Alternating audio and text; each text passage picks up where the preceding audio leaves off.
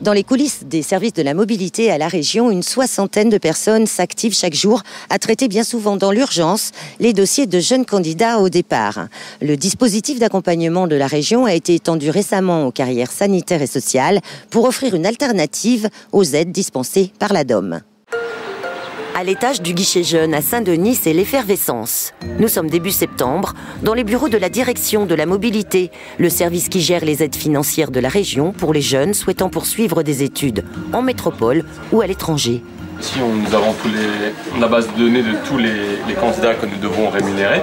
C'est la base de données en fait, que la DOM nous a transmise et qu'on doit mettre à jour régulièrement pour effectuer tous les paiements mensuels. Depuis début février, les agents doivent rattraper 65 000 dossiers que l'État ne prend plus en charge au titre de la DOM suite à un changement de réglementation. Partout, des piles de dossiers à traiter dans l'urgence. Ce sont les documents des dossiers de remboursement. Tout arrive ici et donc on appelle ça un dépilotage pour regarder combien on peut, à peu près, on va dire 300, un peu plus de 300 dossiers par jour que je dépiote. Ici, les dossiers de ceux partis étudier au Québec, ils sont 129 pour cette rentrée 2015, dispatchés dans quelques 52 formations proposées dans ce pays. Je me suis occupé d'eux depuis le départ, depuis le suivi administratif jusqu'à leur départ au Québec, le 11 et 12 août de cette année. Notre offre, c'est donc le billet d'avion qui est pris en charge à 100%. On leur donne une prime d'installation de 800 € et ils ont des aides mensuelles de 700 € pendant toute la durée du parcours. Parcours qui dure 3 ans. Donc on a une soixantaine de programmes de formation, aussi bien dans le commerce que dans la santé, que dans l'industrie. Cette année, le service de la mobilité prend donc en charge à 100% le financement de ses étudiants. Jusqu'ici, elle intervenait en complément des aides d'État, d'où un budget révisé à la hausse pour 2015. Il faut le livret complet, le livret de famille complet. C'est ce qui manquait en fait. Pour le Québec, c'est à hauteur de 1,5 million pour une année et les carrières sanitaires de taux de 1,7 million. Donc au total, ça nous fait 3,5 millions.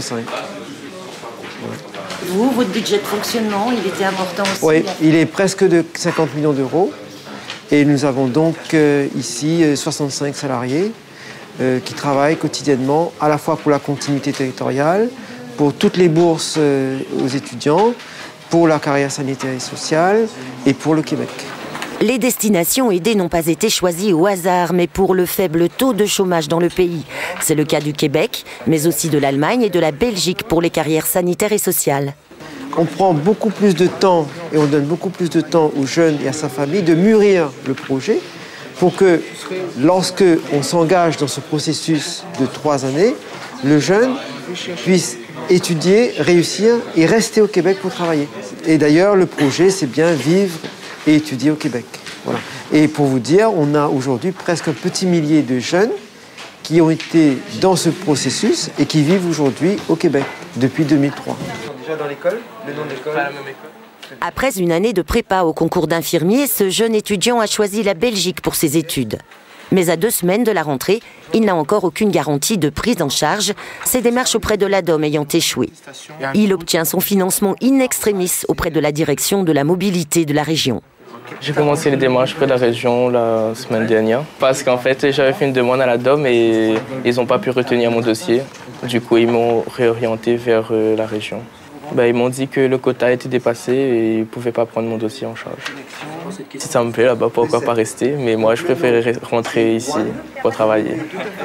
Donc Charles de Gaulle plus la liaison Thalys, s'il vous plaît. Au cours de ce rendez-vous, il décrochera même sa réservation de vol. Son départ se fera 4 jours plus tard. Il faudra couper le cordon beaucoup plus vite alors. Ça fait quand même pas mal de temps qu'on galope quoi, pour traiter son dossier. Et là, bon, même pas en 2 heures ça a été fait. Ça aide beaucoup, c'est sûr. Hein. On n'aurait pas pu lui donner ça avec le loyer, tout ça, on n'aurait pas pu. Non, on sait très bien qu'il faut qu'il aille pour son avenir surtout. Mais ça va faire un vide quand même. Après le départ et pendant ses 4 ans d'études, le jeune homme pourra rester en contact avec le service de la mobilité pour toute question concernant son séjour. Ces jeunes peuvent nous contacter à tout moment, je dis bien à tout moment, parce que nous, on est humains. On n'est pas là que pour faire partir le jeune, après on oublie. Non. Nous, on prend un jeune, on l'emmène, on le dirige, on le forme et on voit si le jeune se plaît où il est. Donc, on suit le jeune comme on dit, de A à Z, pour que le jeune puisse évoluer dans de bonnes conditions. Voilà, votre fils est prêt à partir.